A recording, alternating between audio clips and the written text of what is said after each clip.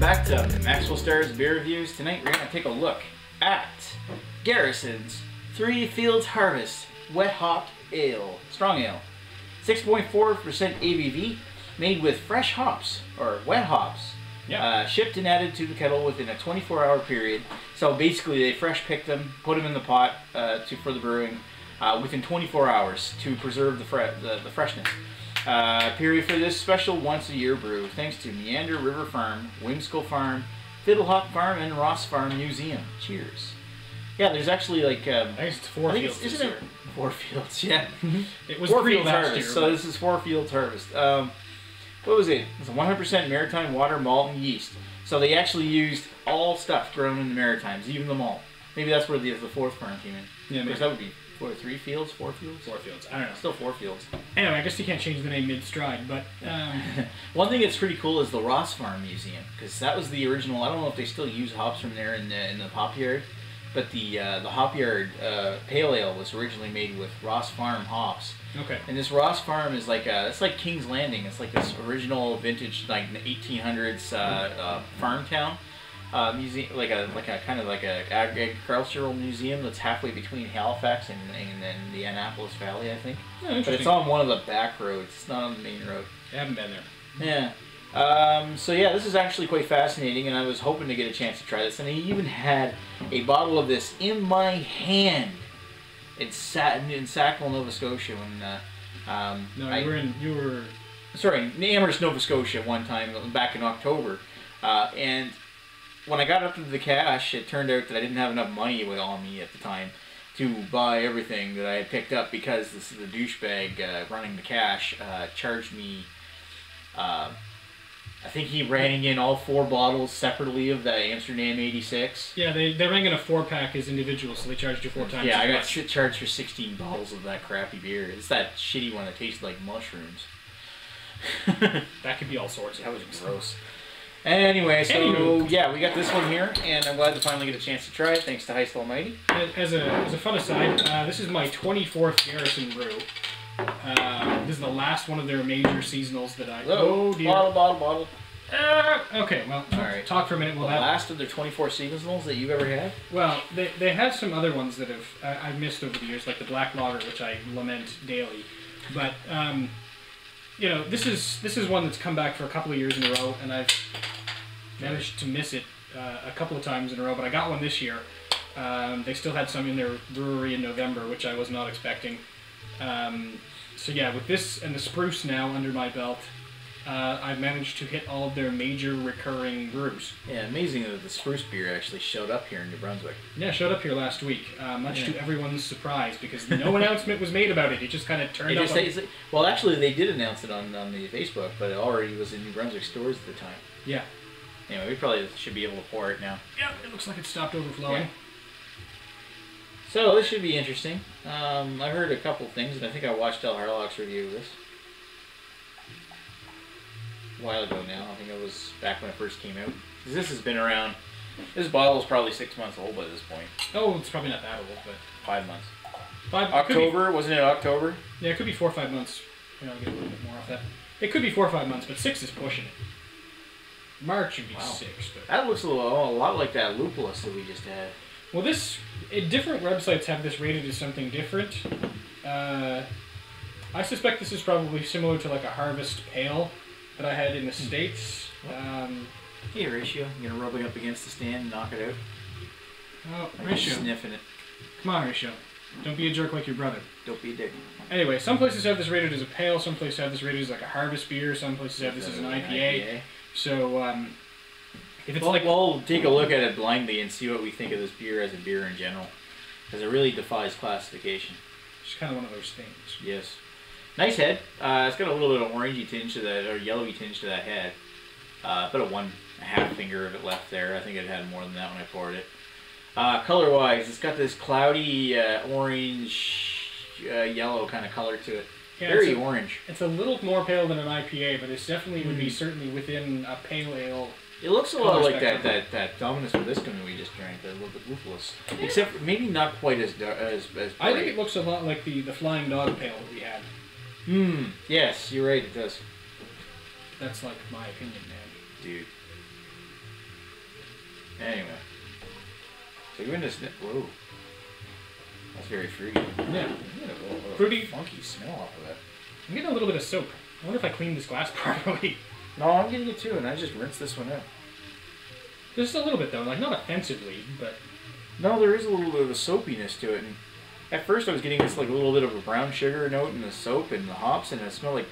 There's definitely some hops though. Like cat poop. Why? That's one of the cats just take a dump. No, Maybe. it's not. It doesn't smell like cat poop, but it's... I don't know what the got this little bit of like a tangy, like red grapefruit kind of smell mixed in with a little bit of sweetness. There's a little bit of grapefruit hops in there. I don't think it's almost. Do you smell like a little bit of bubble gum? Maybe. Yeah. This. Yeah, a little because the Belgian IPA that they did had a little bit of bubble gum in it.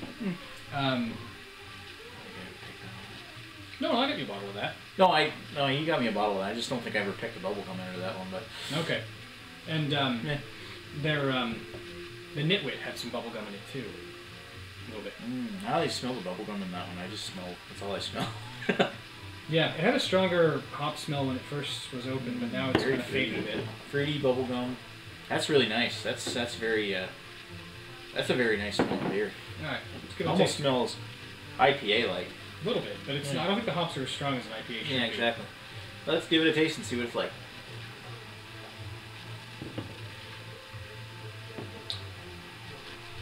Very earthy. Yep. Definitely tastes very fresh. Considering it's a 5-month-old bottle, that's a little surprising. But a little bit of sweetness in the back, but it's not like a whole lot of it there. I'd say this is probably not an IPA when you get right down to it. No, it's not really like any IPA I've ever had. It's. I mean, the alcohol percentage is within the IPA territory, but compared to an IPA and the light flavor, it's not as bitter. No. Like if I were to rate the IBUs, it's probably like 30 or 40. It's not a very strong bitterness. No, the hops are clearly present, but it's not. Oh yeah, and tasty. That's some tasty. And the wet hopping probably makes the flavor even stronger because the hops are so fresh. But it is not aggressively hoppy. No, it's not like aggressively hoppy like that Alpha Dog. The Alpha Dog was delicious. The Alpha Dog was probably a proper IPA. This one here is not. Is a little more mild. Yes. Propeller tends to go a little bit more overboard with their hops than Garrison does. Not that Garrison skims on their hops. Of the two other fresh hop beers that I've had, you still got time? Yep. Fresh hop beers I've had, which is the Indian Beach Nut Brown from Big Tide, and the Alpha Dog. This one's a lot milder than that one in the hop department. Yeah, this is. But also tastes nice and fresh too. Cannot think of the name of the company, but yeah, I had a harvest ale in the States last fall, and by some organic outfit in Maine that the name escapes. Peak Organic. Peak Organic. Peak Organic, and that was much more aggressively hoppy than this was, possibly just because it was so much fresher. Because I got it like right in September, but grapefruity, earthy hop taste and just sort of pop. This could be an aging thing, although I don't think that's entirely it. It's a nice little mellower, doesn't it? It's a nice, mild, kind of more balanced sort of thing than hey, look at us, we put fresh hops in. I would say this is more like an American pale. Yeah, but a very good one. They were intending to make it like something different.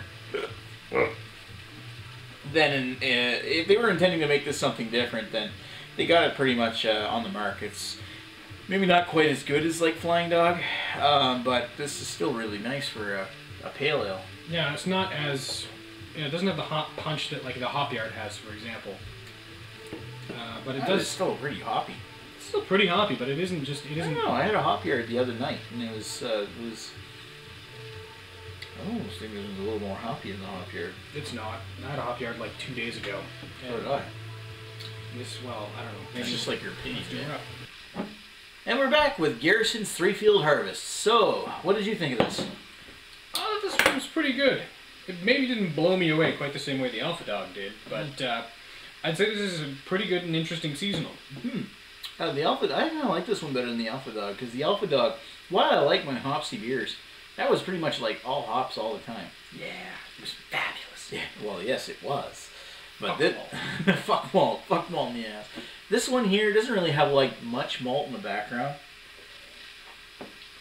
And it's got a nice mellow, fresh hop taste. It certainly tastes like nice fresh hops. Not like it's absolutely complex or anything though. Got that, like, basically carries into the taste is that malty, soapy, grapefruit, kind of a salty, high-end corn chip. There's no corn in this. No, there's no corn in it, but just think about it for a minute. Just really good tortilla chips. Really good tortilla chips, like the Tostitos. Yeah, like organic or something. Yeah, just like the red ones or something. The red ones? Yeah, I don't think I've ever had the red corn chips. There's no corn twang like you get in the yellow corn chips or anything, or Ringolos or something. No. It's not cheap processed crap. It's the quality organic kind of stuff. Mm. Yeah, well, that's pretty much what it is—a quality organic beer. Yeah. Because I mean, it's grown with hops from all around the Maritimes, and that's actually quite a treat to drink. Yeah. When you're drinking, I like it. Beer, it's not like I would call it an absolutely fabulous beer, but it's very good pale ale. Yeah. I like it. So what do you think? Like, honestly, what did you give it for a rating? I want to say 3 3/4. 3 3/4? Yeah. I'm gonna agree with you. Actually, I'm gonna give you the same rating.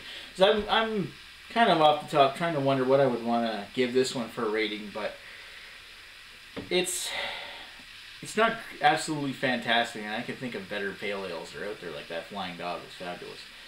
This one here, it's really good, and I would enjoy getting this again. I wonder. I don't know. I wonder if next year's batch is gonna have the weird soapy thing on the go. Yeah, like it's not soapy is. I mean, I say soapy, strange. but it's not like eating a bar of soap. Well, no, it's like in this like lavender soap kind of like girly soap kind of taste like this. That handmade soap like Olivier or something like that. Yeah, maybe they just didn't clean the tank out enough after the lavender beer. Yeah, who knows? Maybe they brewed this right after the lavender. Could have been. It's about the right time. Yeah, it would be, because they brewed that lavender ale in the summer, honey lavender, and then they made this, and then they made the spruce beer and black IPA.